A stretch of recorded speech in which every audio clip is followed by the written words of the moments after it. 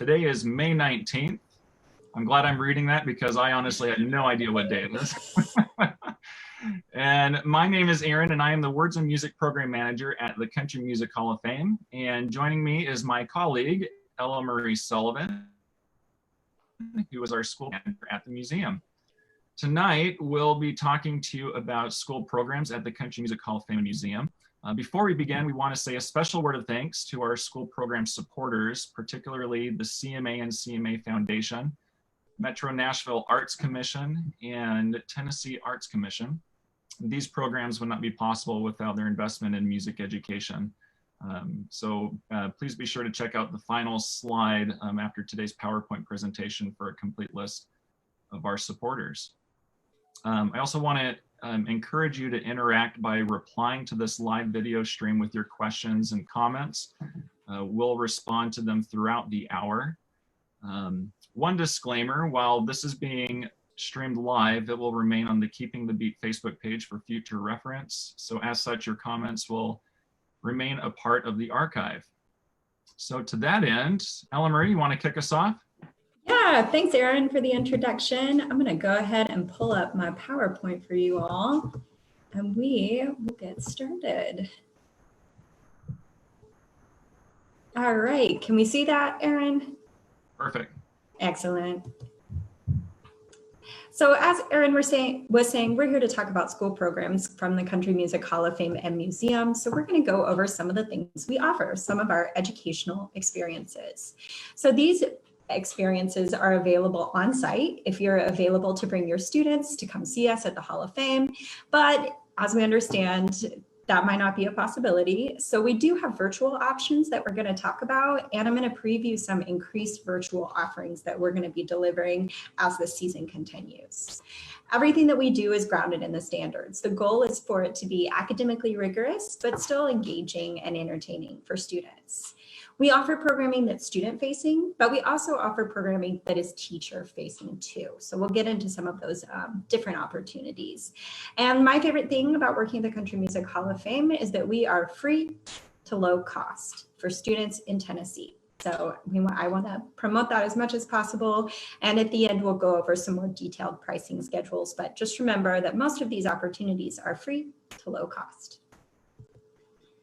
Excellent. Here is our beautiful building. It's very strange to look at it from this perspective, having not been there since March 13th, Friday the 13th, of course. But if you do have the chance to come see us, we are located right downtown in this beautiful building built in 2001. In front, that right there is going to be Demonbreun. If I can remember, I haven't been downtown in that long, but that's Demonbreun, and then that's 5th Avenue right there and 4th Avenue right there. So if you're familiar with downtown Nashville, we're just a block off Broadway. Our permanent exhibition inside of the museum, it goes over 2 floors. So we start on the top with the roots of country music. And as you proceed down the gallery and then again downstairs, you're hearing the songs, you're seeing the narrative, you're encountering the objects that tell our country music story. One of the favorite components of the galleries for children, as you can see here, going up and down the stairs, are our gold and platinum record walls. That's always very impressive. We also have other spaces beyond just our main gallery space. One of the most jaw-dropping, awe-inspiring experiences of a trip to the museum is getting to go into the Hall of Fame Rotunda. So that's the image there on your left. That is where we hang the plaques of all of the members of the Country Music Hall of Fame. We have a replica of the WSM radio tower there in the center. It's always a very exciting moment where we sort of summarize our trip to the museum, and we really see those stars who've paved the way for the exhibits. We also have our Taylor Swift Education Center. So this is an area with 3 large classrooms where we do educational programming. So it is reserved. It's a way out of the museum. It's got closed doors that lock where we put students in to really give them a chance to dig deep into some of the content and some of the learning opportunities. It's also a great place to eat lunch. That can be a concern if you are going on a field trip and you want to make sure your students get fed before heading back to school. We offer lunch inside of that area too, and it has its own bathrooms, so you don't have to go back out in the museum gallery. We also offer our American Currents, or our Gretsch Contemporary Gallery. So there in the center, you have an image from the gallery as it looks right now. Unfortunately, there's no one in to see it right now, but we have artifacts that relate to country music in the year prior. So in 2020, in February, we opened up a look at what happened in country music in 2019. And what happened in country music in 2019 was Old Town Road. So we were very fortunate to get these costume pieces and these awards for this major moment in recent country music history. And what's great about that is we have Sing Me Back Home that shares all this rich history, but then in this dedicated gallery space, we can really bring the country music story up to the present. We also have temporary exhibitions that come in and come out. So for example, some of those are devoted to members of the Hall of Fame, like songwriters Felice and Boudleaux Bryant, and others are related to stars. So upcoming, we are planning to do an exhibit on Chris Stapleton, planning to do an exhibit on Martina McBride.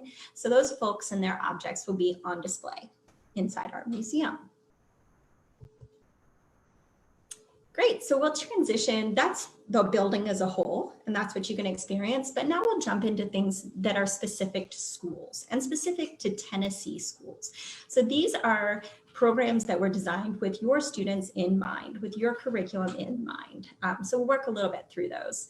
The first is all access. We don't offer this program every year, but essentially if someone has an exhibit or has content on display at the Country Music Hall of Fame, we invite them to come speak to students. Some of them are like, yeah, I want to talk to students. And others have a lot on their plate and decide maybe that isn't the right thing for them to do. But we are able to offer this program on a semi-regular basis. So all access, artists in the past who've done it include Reba McEntire, Tim McGraw and Faith Hill did one together, Keith Urban. So pretty high caliber stars have been in our CMA theater and have had the opportunity for students to talk to them.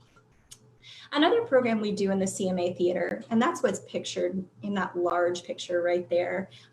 Its capacity is around 675. So when we do programs there, it's extremely exciting to watch tens of buses pull up and hundreds of children get off them. But the one we offer is Bill of Rights, the Remix. And this is a great program. It's in partnership with Middle Tennessee State University's Freedom of Speech Center. Kim Paulson, who's a professor at MTSU, leads the narration. And we have a whole host of talented musicians and artists that play music live for students.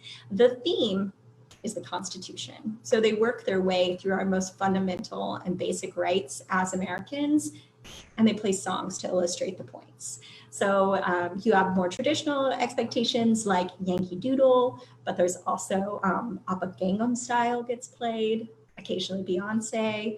So if you're interested in learning about the constitutional power of Beyonce, Bill of Rights, the Remix, that's the program for you.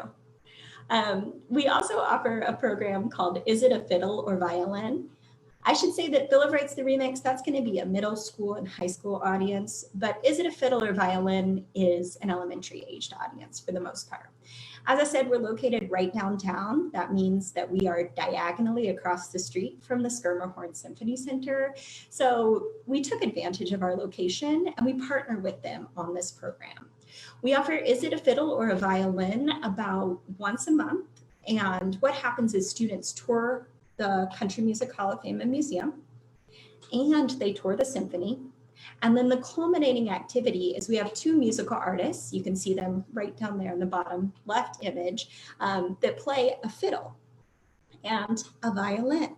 And so we compare and we contrast the instrument, something that could be a fiddle at the Country Music Hall of Fame, you cross right over the street, and it could be a violin at the symphony. So it's a pretty fun, interactive, two field trips in one kind of experience. You'll notice that the title of the program here is in gold. It's not in black. And that is to indicate that that program is also available virtually. So we will get into this a little later, but we do programming via video conference. And Is It a Fiddle or a Violin is one of those options that you can register for your class as a video conference program. Excellent. Moving right along, we are so proud to host the Riders in the Sky, a really fun cowboy quartet that's been making home on the range and singing Saddle Pal songs for decades now. But we host them at the Hall of Fame once in the spring every year. So that's a program more focused on our kindergarten to second grade audiences too. And last but not least, for our onstage or theater-based programs, we host String City. So String City, this is done in partnership with the Nashville Public Library. So if you're familiar with Wishing Chair Productions or the library's rich tradition of puppetry, then you know the caliber of this type of show. It's over 60 minutes. There are over 100 puppets that share our country music story. They go from shadow puppets to life-size puppets to the Dixie Chicks in the form of bouncing neon yellow and orange chickens around on a stage. It is so fun. It is so lively. My testament to why this program works is students are willing to sit still for 70 minutes.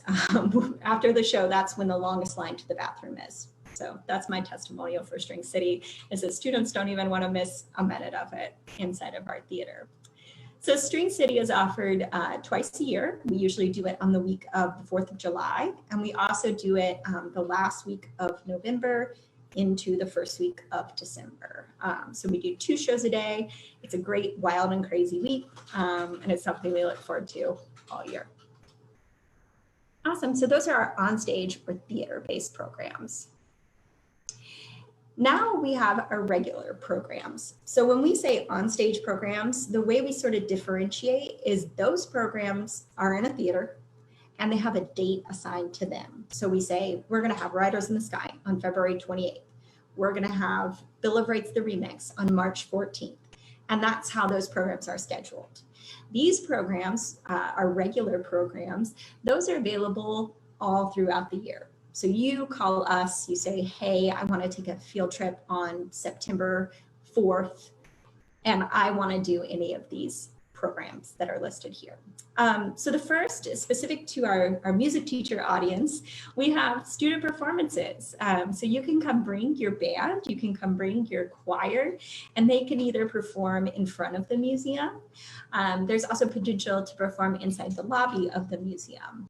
So December is usually a really fun month for us at the Hall of Fame. We get a lot of students who are practicing for their Christmas and holiday concerts. So it's always exciting to see students dressed up and to be spreading that holiday cheer at the Hall of Fame. The next one listed here is Explore and Record at Historic RCA Studio B. So we are lucky at the Hall of Fame to not just be the Hall of Fame, we also have additional properties. And one of those is the second oldest recording studio on Music Row in Nashville. And that's RCA Studio B. So in this program, students get to actually be in the room where it happened. They get to hear about major players inside the recording space, like Chet Atkins and Anita Kerr. They get to learn about stars that recorded there, like Dolly Parton and Charlie Pride and Elvis Presley.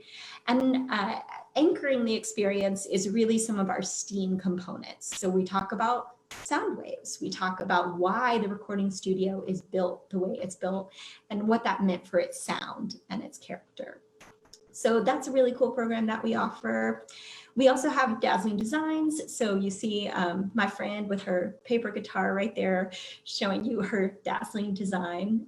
Students are able, once they've toured the museum and seen all these powerful costume pieces and seen these really cool designs and instruments, they can make their own custom design.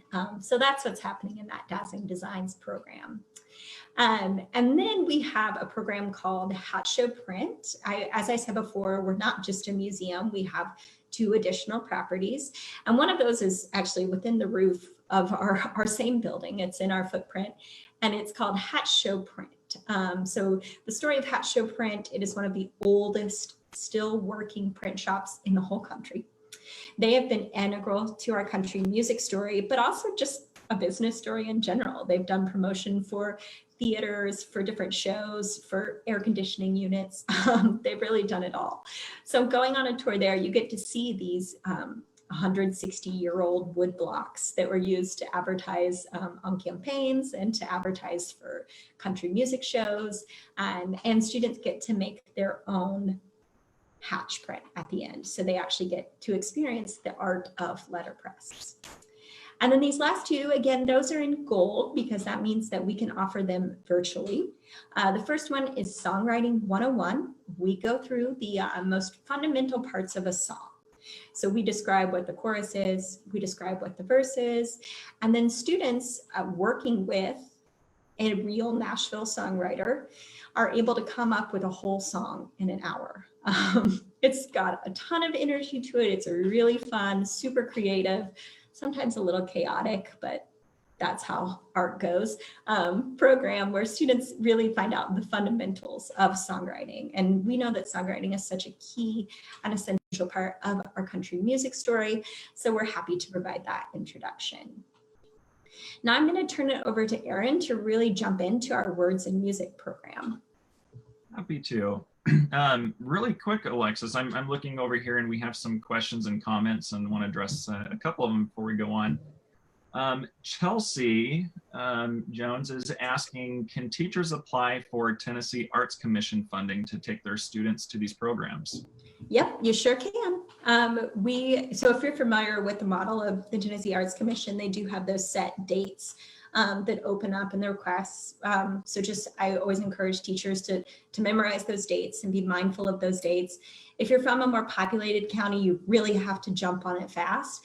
But as this semester continues on, if you're from a less populated county, there's typically more funding that continues to be available. But yes, we do qualify for Tennessee Arts Commission subsidy, both for ticketing and for transportation.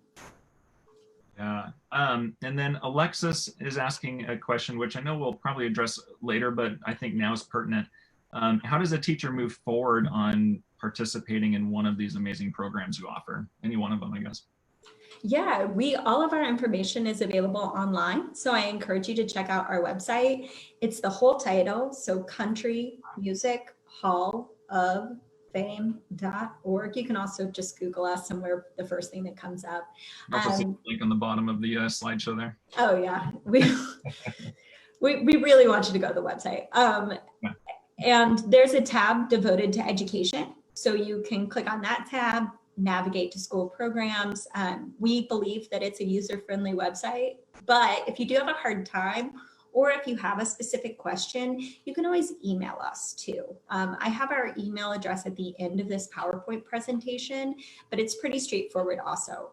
It's the word schools, so SCHOOLS, gotta have that second S there, at Country Music Hall of Fame. Again, everything spelled out, .org. So go online. If you don't find what you're looking for, shoot us an email. I'll add to that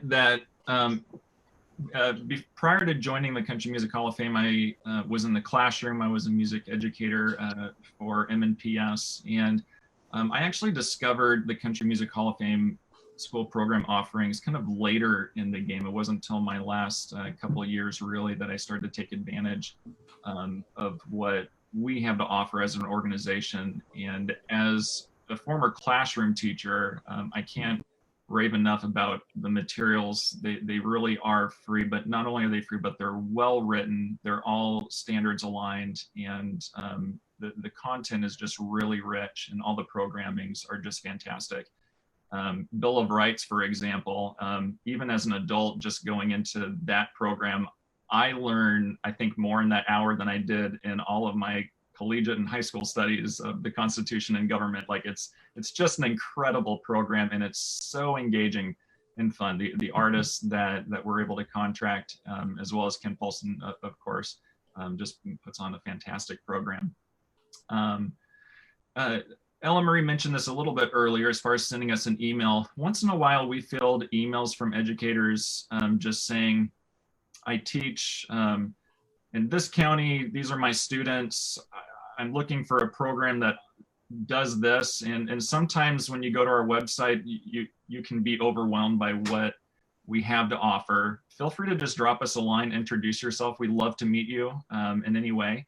And even if you want to drop by the Hall of Fame, we'd love to have you over, and we'll talk about that a little bit later in the presentation.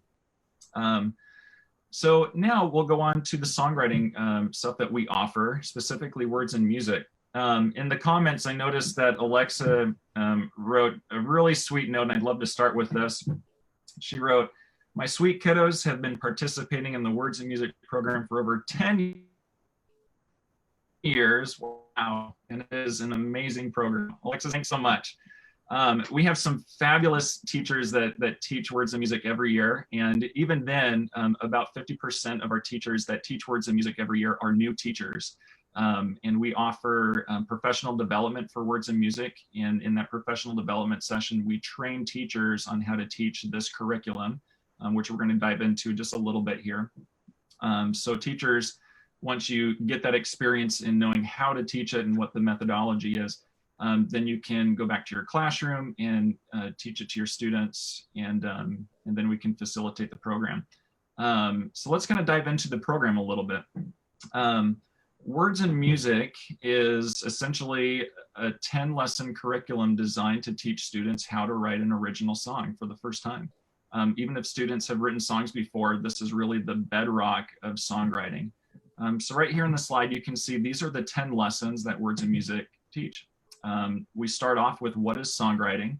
And in that first lesson, that's where we do the pre-assessment. And the pre-assessment is writing a song. And most of the students are going to write things like IDK on their sheet, which all of my students did when I taught Words and Music, and that's okay. And then once we have just some general discussions on what is songwriting, then the second lesson is about parts of a song. So in that lesson, students get to listen to country music examples and explore and understand working vocabulary, such as what is a verse, a chorus, a bridge, a hook, a title, all of those things that we need to know going on in order to write a song. Lesson 3 is on subject and title. Lesson 4 on theme and message. And then lesson 5, students learn about rhythm and syllables. Lesson 6 on rhyme. Students learn and understand different types of rhyming, how there's near rhymes or approximate rhymes or exact rhymes, and what a rhyme scheme is and how you use certain rhyme schemes to write songs. Lesson 7 is on creating strong images. So how is it that we use words in order to create imagery in our songs? Lesson 8 is a focused lyric writing day, and it's a day devoted completely to writing your lyrics. It starts off with just a quick review over what we've learned in lessons 1 through 7, and then devoting time to actually writing your song. Like all good songwriters practice, when you write a song, there's still revisions, and students are used to that in their English classes. So lesson 9 is on revision, and in that lesson, students also look at manuscripts that they can see on tour at the hall as well, and seeing how professional songwriters like Alan Jackson and Jim McBride, for example, they had just chicken scratch and lots of words crossed out and whole sentences crossed out. So they can see that even professionals, they're still revising even small words. And then lesson 10 is on copyright and post-unit reflection. Now, the magic part that I always like to describe in Words and Music is that at the end of lesson 9, that's when students' songs are done. And then what you do as a teacher is you'll submit your student lyrics to us at the Hall of Fame. And then we put on a program with you and your students, either at the museum, or we also come to your school if you're within 1 hour drive of our building. And we also offer distance learning options. We'll explore that a little bit more later.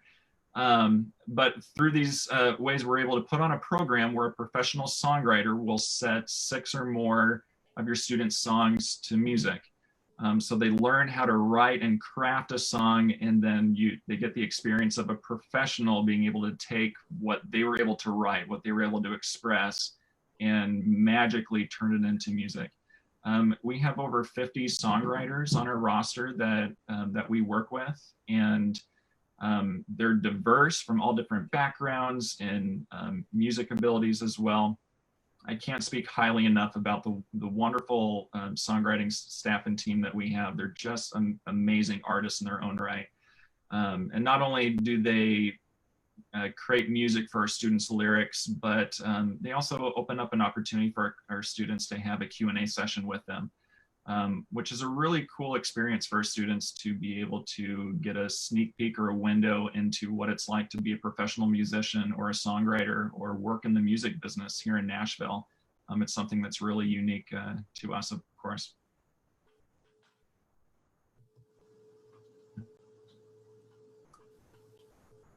So we just kind of went over the lessons.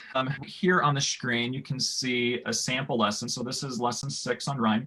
And this is how the lessons are laid out. You'll see that all the lessons are standards aligned. You can see the ELA specific standards. And in the back of our manual, we also align them to music standards, social studies standards, as well as social emotional learning standards.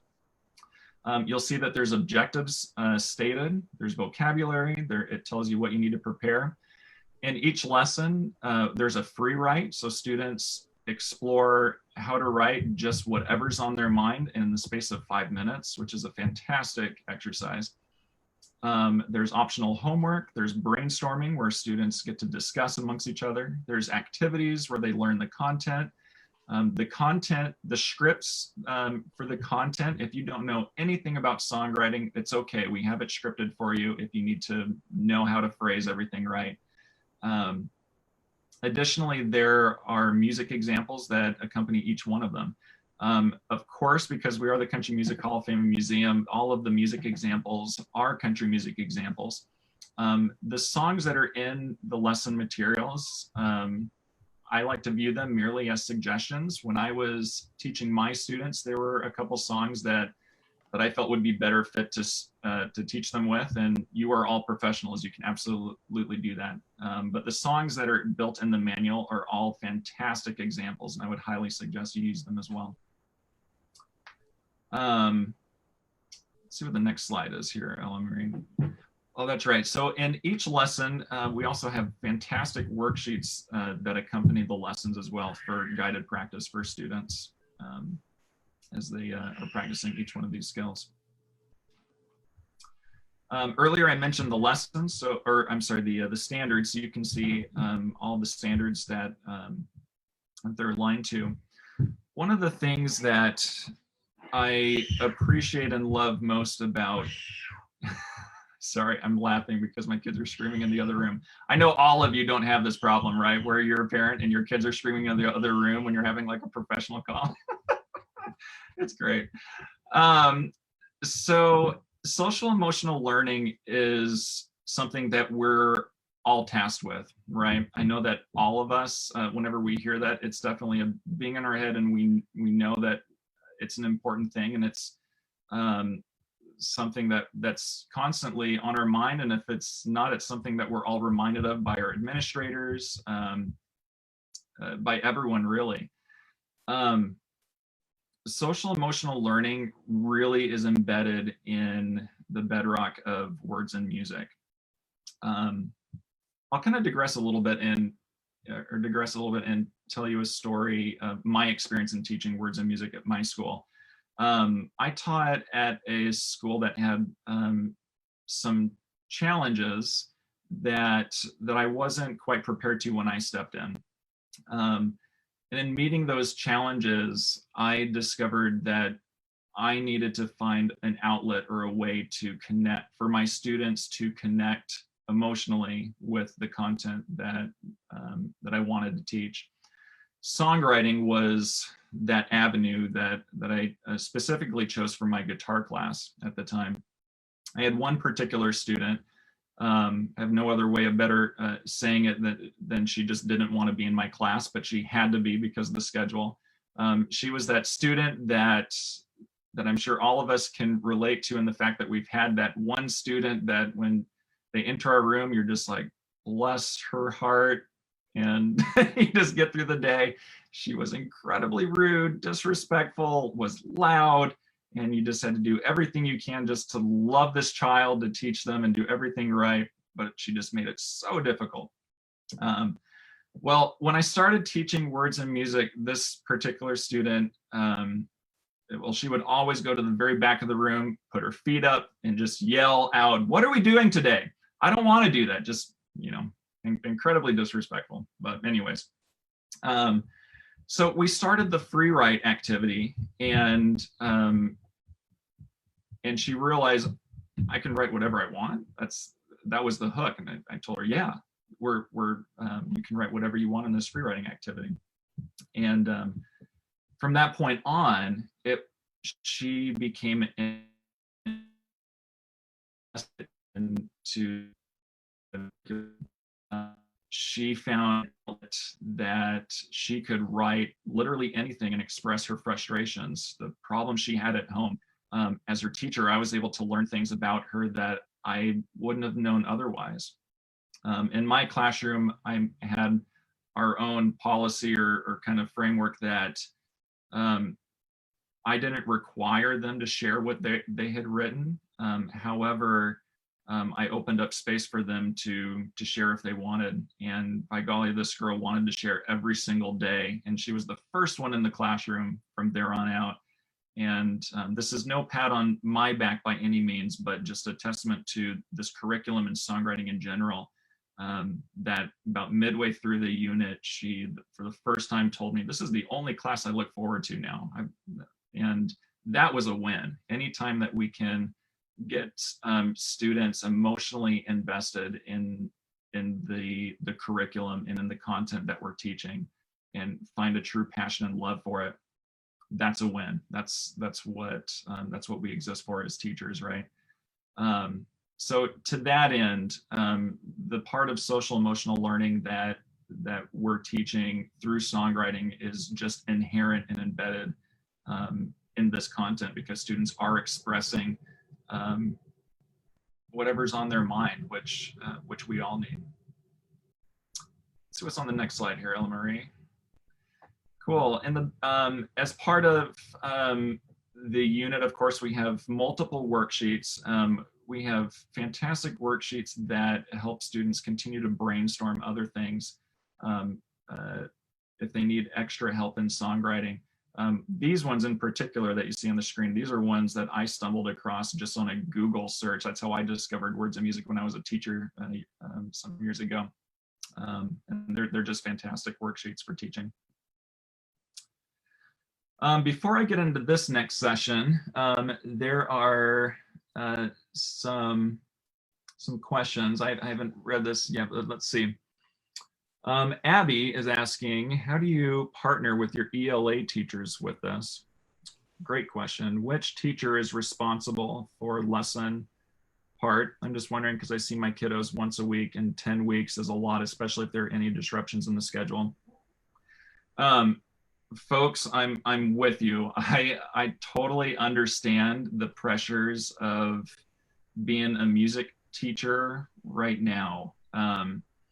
I personally was very fortunate in that in my school, I was able to see my students every day until we switched to an A-B schedule. Then it was every other day, which I realize, Abby, is more often than what you see your students, which is once a week. Most elementary school music teachers really see them once a week.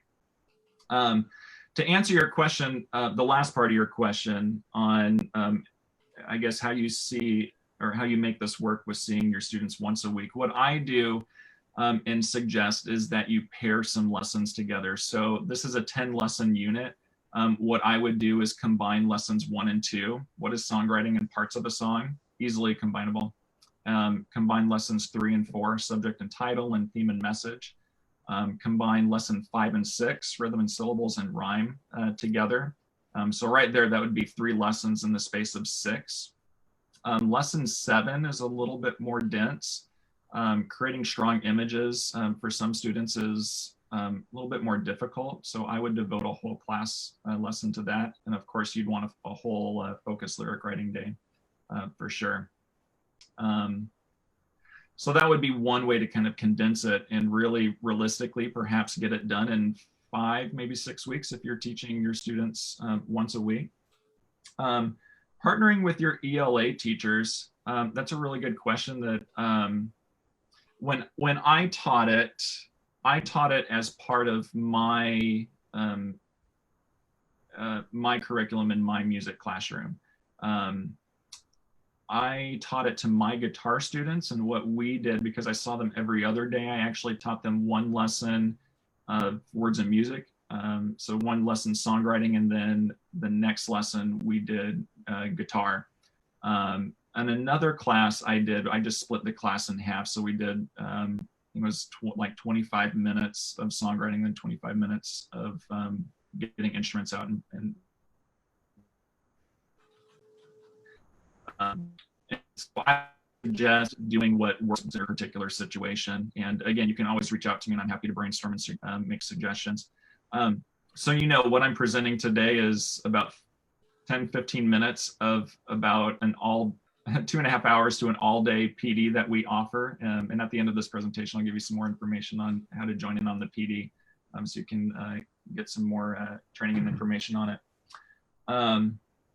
I see that Alexis has a question about songwriters. Alexis, I'm going to answer that question. I'll do it right now. So earlier I talked about how the magic of words and music is when we have these sessions with songwriters. Well, because of COVID-19 and the school closures and everything, like Ella Marie said, we left the building on Friday, March 13th. Fortunately for us, as an organization, everything just kind of came to a halt, just like the rest of the world. We were really fortunate where we have an incredible supportive senior staff and a CEO who believes so much in our educational mission that they wanted to see and support us in making sure that words and music continued. So to that end, what we did is we adapted our model, and we've always offered distance learning. However, we've never done it where we're all at home in quarantine, of course. So what we started to do and what we're doing right now, while we're getting ready to transition and figure out how this works with the world, we've been doing words and music sessions remotely over the computer, just like how we're doing this session right here. So our songwriters are all at home.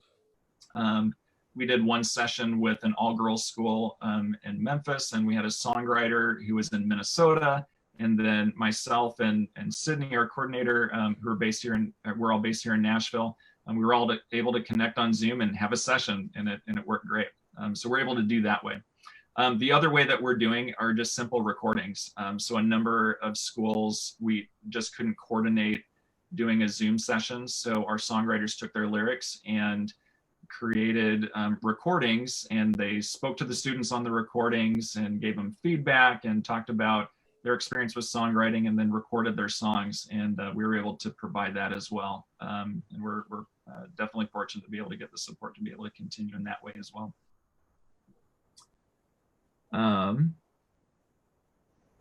Chelsea says it's definitely amazing how much we can learn from our students when we ask them to free write or respond to open-ended prompts. Such a great opportunity to build relationships. It really is. As music educators, folks, we're asked, I would make the argument that probably most of us are asked to incorporate writing in our classroom, right? I know I was, and folks that I have been associated with for years, that's always the thing. Free writing is so easy, so simple, and largely beneficial for our students. It opens up, it's a gateway, and it opens up that pathway into the hearts and minds of your students. And I can't speak enough about how magical it really is. And it really is a tool that professional songwriters use for writing. So it's, yeah, fantastic tool. One more question before we get here. Gary says, cool, these lessons look great. They could work on so many levels with durations of times, and most importantly, they would work well virtually with students. Absolutely. Thank you. I didn't realize these lessons were here. Yeah, and these lessons are free and available. They're on our website. In fact, Elmer, if we can find the slide that shows our, actually, no, we'll do the blues lesson and then go to our portal. But again, all of our materials are free and available online. You can access the PDF, and we have a teacher resource portal that we're going to show you in a little bit. Some folks like Alexis, who have taught words and music, are very familiar with the program. If you are or aren't, we'd like to give you a preview as to what's next. We're really excited for this next school year. We're expanding words and music and making it a little bit more diverse by including the blues. This is going to be a supplemental lesson. Students in words and music are taught how to write a traditional song. When we say traditional, we're talking about verse, chorus, maybe bridge. Repeat that chorus again if you want, right? Really, that's of a song. So that's the next part, and that would be the blues. So in this lesson, it's going to be built in two parts. If you want to hit the next slide, Elmarie. The first part is the history of the blues. This lesson can be split up into 2 days or 1 day, depending on how often or how long your class durations are. But part one, again, we explore blues across the United States. So we explore the trends in musicians and certain aspects of Chicago blues, St. Louis blues, Memphis blues, Mississippi Delta blues, and Texas blues. When we explore each one of those, we get a basic definition of what that sounds like, as well as an example song and artist so that you can hear, see, and read what Memphis blues sounds like, for example. If you can go to that last slide, Elmarie. So one of the things that students are going to explore in this lesson is what is the blues? And they're going to listen to blues songs that really help them understand that. And a really good kind of baseline to understand it are these lyrics by Memphis Slim, where he's talking about every day I have the blues. You see me worried, baby, it's because it's you I hate to lose. And students get to understand that blues oftentimes is really deeply emotional. It's when they're expressing things like heartbreak or loss, things that we all experience. But also, blues can also express happy things as well. It's really about venting your frustration sometimes, but of course having fun while doing it. We can see the next slide, Ella Marie. And then after part one, where we learn about the history of blues, then we're going to learn about the form. So in this first blues lesson or iteration, we're teaching students just the traditional AAB verse that is so common in 12-bar blues. So for example, line A, the first line, where you'd state the problem, the situation or issue. Line 2 or line A, you'd repeat that line again. And then line 3 is where there's a response to those first two lines, and then it rhymes, of course, with line A. The practice as part of this is students will look at a worksheet where they're going to fill in the blank. I woke up this morning, and then they fill in the blank. What happened to you this morning? And then you repeat it, and then they have to create something. Then what happened, right? So like in every lesson in words and music, there's always practice that accompanies the lesson. And that's what our hope is with the blues. Now, the blues isn't meant to replace words and music, of course. It can be approached as a standalone lesson, but really it's a supplemental lesson. So after you've taught the words and music lessons, you can teach the blues lesson. And then when you have your focused lyric writing day, students have a choice. They have now an option of writing, let's say, a typical contemporary country song or a pop song that follow that verse chorus format, or they can write a blues song. So this is, again, expanding our offerings and what we're teaching students that they can write. So here's the teacher resource portal. We won't go to this website, but when you go to our website and you find the resource portal and go to words and music, this is where all of the materials live. Words and music, the manuals, which I'll show you right here. On our website, we have them in PDF and Word document form. And they're split up into grades 3 through 6 and 7 to 12. The content is the same. However, or I'm sorry, the lessons are the same, however, the content is adapted for grade levels. So again, if you're teaching elementary school as opposed to middle or high school students, then it's adapted a little bit, and the music selections are a little bit different as well. In here, you'll also find PowerPoints, additional worksheets, song suggestions to supplement it. And again, it's free and available to all of you to use. All right, Aaron, do you have any questions before we jump back into other teacher programs? Looks like we're good. I guess just to remind folks, if you guys have any questions, we're here to answer them. So please ask away. Yeah. Excellent. So I'm going to transition. We'll go out of Words of Music world. And in the beginning, we talked a lot about some of our student-facing programs. So now I'll transition into some of our teacher-facing programs. So as Aaron said, we have this awesome teacher resource portal that is stocked full of curriculum materials. So there are PowerPoints, there are worksheets, there are aspects of our collections. So that might be an image of an artifact or old photographs, teaching tips and strategies. And what's great about the teacher resource portal is we have all of these Words of Music materials, but we also have others. So for example, I pulled an image from our Outlaws and Armadillos teacher kit. For all of our major exhibitions at the Hall of Fame, we create lesson kits. And so you can access those in the teacher resource portal also. So the Outlaws and Armadillo ones, you listen to some Willie Nelson songs, you look at some imagery and some artwork from the exhibit. There's a lot of reading and processing, but seeing how that interacts with music and tells that story. So we have those for our Loretta Lynn exhibit, for RCA Studio B, for the Bakersfield Sound. Really encourage you to get on that teacher resource portal and click around. There are a lot of different options there. Additionally, we're in the process as a whole institution of digitizing our collection, and we have done an awesome job thus far. So if you go to that digi.countrymusichallofame.org, that gives you a searchable archive. So you can type in an artist name or a time period, and you can pull hat show print posters and lyric sheets and letters and artifacts and all sorts of neat stuff, all available to you. We offer professional development sessions. These are always free for teachers. You do have to register in advance for these programs, and you can register as an individual, or if it's you and a few teachers that want to get together and schedule a PD just for you, we can do that also.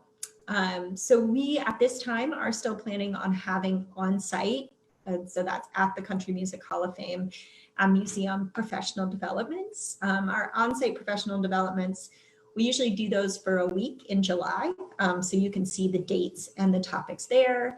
And we will do them throughout the year too. So Aaron, how often are you doing Words of Music professional developments? So right now we're doing the webinars once a month. We just had one in May, we're doing another in June.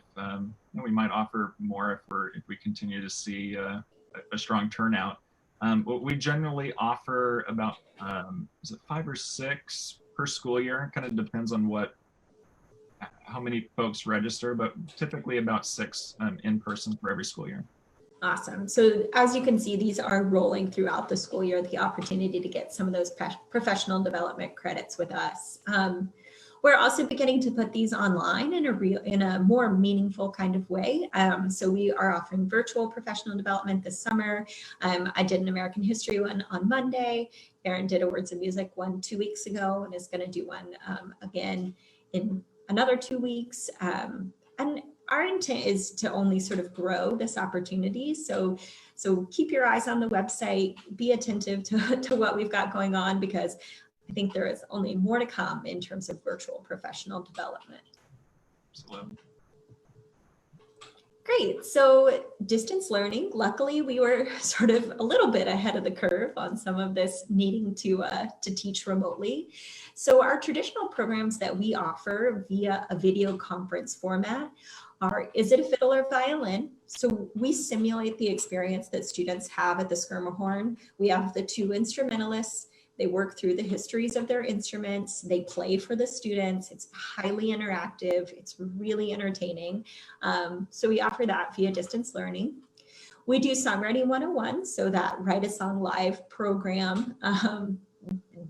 Songwriters and students connect immediately and work virtually to craft a song at the end. And we also offer Words and Music. So as Erin was saying, that songwriter session part of the Words and Music curriculum can be delivered via video conference. So we beam into your classroom via Field Trip Zoom, and we are there to provide the performance. Again, I think the distance learning, as we're all figuring out sort of what the world is going to look like after this period of social distancing, it's only going to grow. So again, I think there's more potential opportunities for us to put more and more programming online. I also put the costs on this slide because I know that's an enduring question that individuals have, that teachers have. And our fee is $125 for a 1-hour program. We pay almost all of that money goes directly to the teaching artists that we hire. So that's really what you're paying for, is a real working artist in Nashville who's taking their time and putting out a high quality product for your student. But that being said, we also have subsidies. So someone brought up Tennessee Arts Commission. I commend you for mentioning that, really appreciate it, because they do such great work. But we also have our own subsidy fund from the Hall of Fame. So it's called our Arts Access Subsidy. And all you do is you fill out an application, you demonstrate need, explain your students, explain your situation, and we rarely turn anyone down. Usually we'll waive either the whole cost of the program or a significant chunk of the program, but it is based on demonstrated need. And it's a first come, first serve fund. So if that is something that you need to deliver this program, I encourage you to apply as early as you can. So maybe you fill out a request form for a distance learning program, and then you just fill out an Arts Access form back to back. That'll really help in terms of your likelihood of getting that funding support.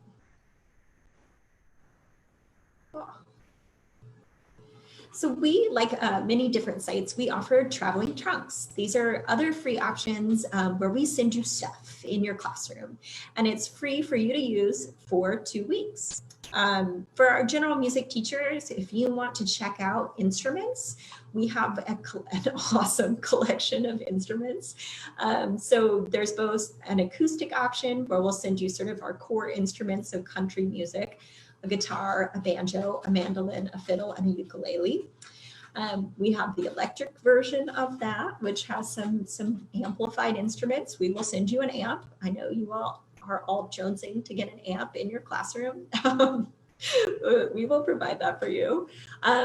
But also these requests come to us. As Erin has said, I just really want to reiterate that we want to serve you where you're at. So if you want to do a fusion, if you're like, hey, it's really important my kids learn about the auto harp, we can maybe work together to figure out how to create a custom trunk full of instruments that we can let you borrow.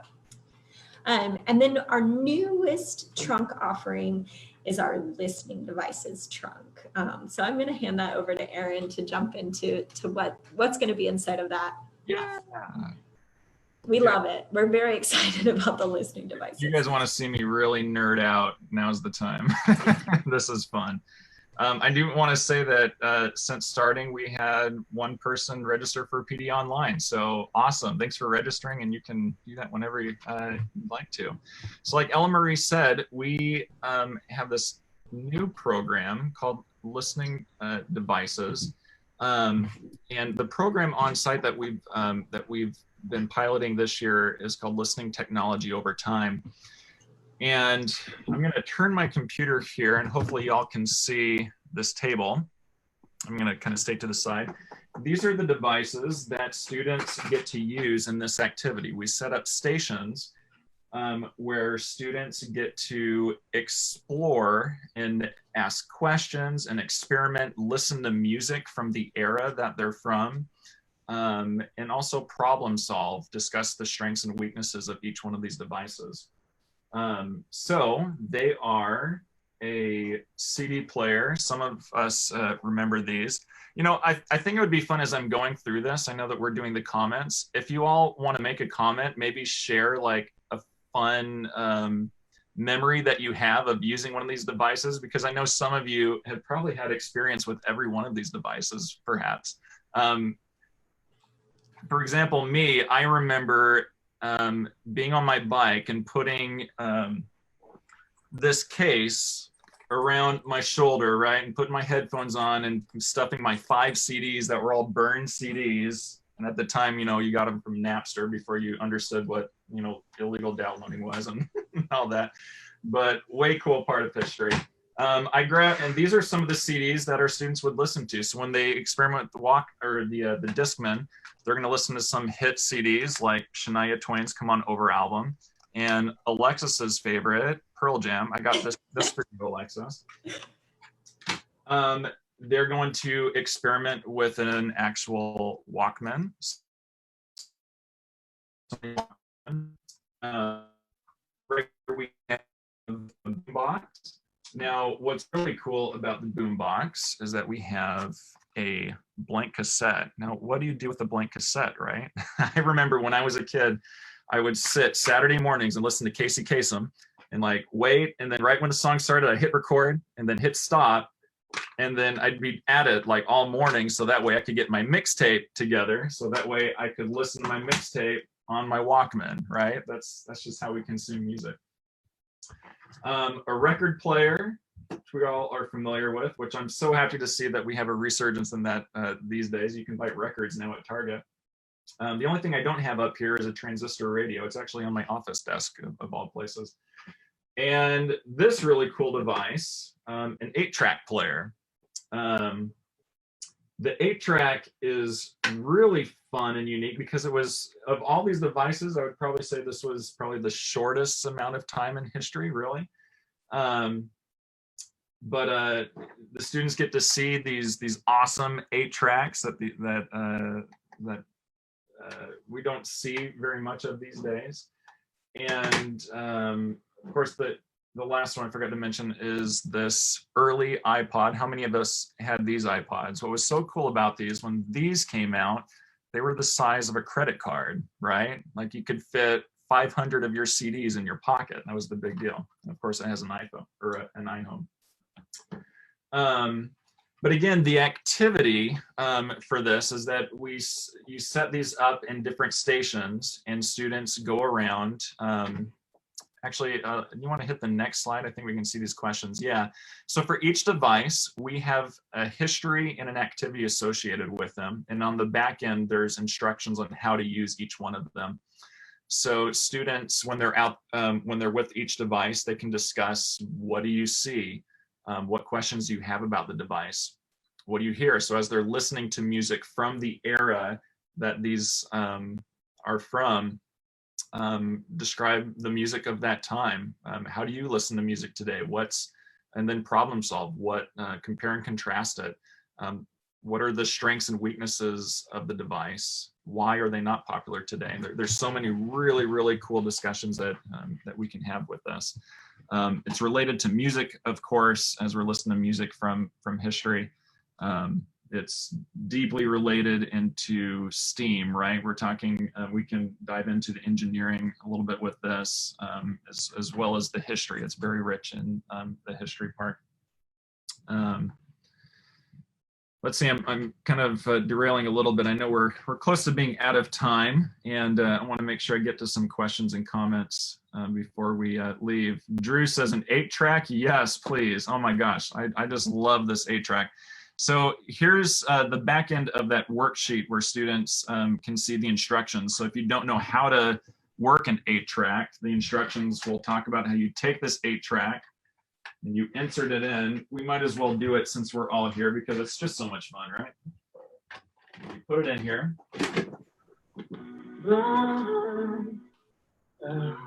check it out. And then you can select one of the 4 different tracks.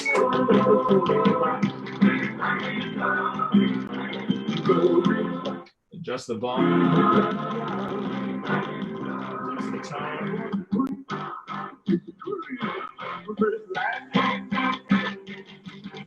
And to stop it, you pull it out. So cool. So cool. Suzanne said that she had Zanadu, is that how you pronounce it? 8-track. I'm not familiar with the brand. My husband still uses his iPod in his car. LOL. Oh my gosh, that's so great. I remember when I was a kid, my dad had a Mustang, and there was an 8-track attached on the bottom of that thing, and we would listen to 8 tracks in that. Alexa said, I use a cassette Walkman listening to Pearl Jam and REM. Yes, that is so cool. We all did. Gary said, I listen to music on all of these devices. Yeah, Gary, cool. I used to ride my bike with the cassette player. Totally. Leanne says, I love the listening device trunk. So cool. It really is. Again, this is a program that we've started doing on site as a pilot program with MNPS. And the trunk, if you look over here to my right, the left of your screen, you can see it's a real case, and all the materials come there. Each device, it comes with music from the time, also batteries, extension cords, everything in the lesson plans, everything you need to be able to facilitate the lesson. This is really, really cool as a collaborative lesson that you can do with your social studies teacher, STEAM teachers.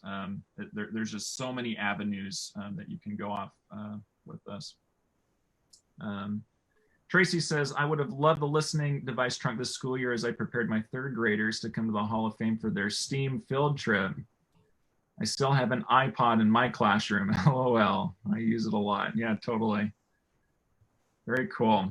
Let's see. Marie, was that it for the for this section?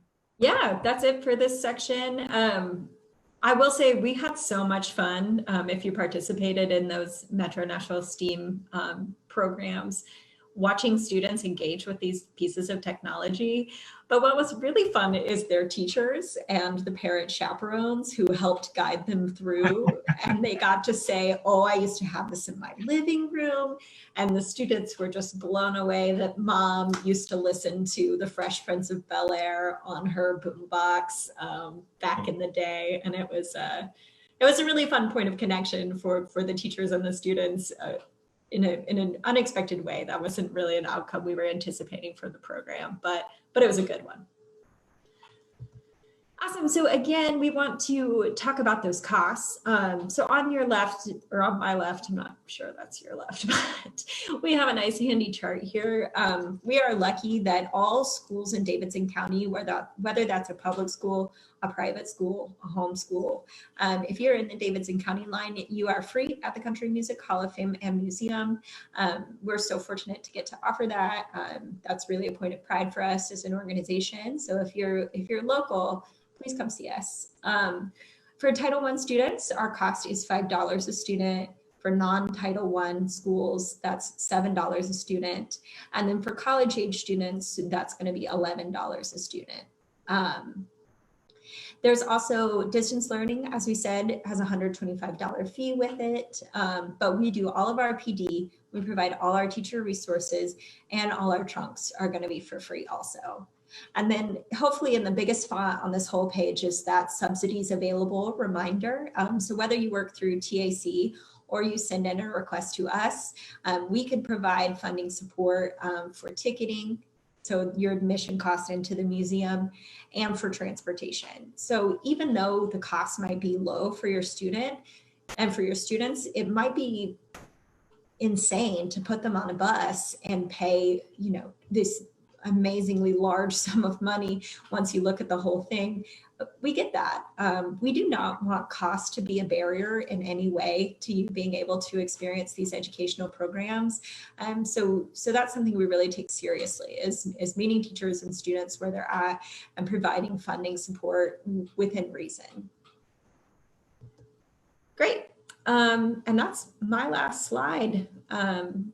If you have questions, this is a great time to populate that Google Doc feature. As Erin was saying, we're here. We're happy to answer questions.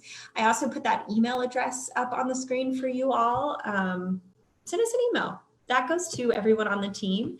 We are just two people on a larger, more active, equally passionate playing field, and we all love to see inquiries from teachers hit our inbox. So don't be shy. Shoot us an email, introduce yourself, let us know how we can help you. And the last thing I wanted to mention was we appreciate teachers, and part of our teacher appreciation is that we offer free teacher admission for Tennessee teachers that are planning a field trip. You're always planning a field trip, I know, just in your basic life experiences, but you're a Tennessee teacher and you want to come visit us, send us an email in advance and we can get you in for free. We offer free admission for Tennessee teachers, but you have to tell us at least 24 hours in advance. And again, you can tell us by shooting us an email to that email address. Let us know, warn us you're coming so that we can roll out the red carpet and we'll let you in the door for free. Erin, did I hit everything? We're good. We don't have any questions.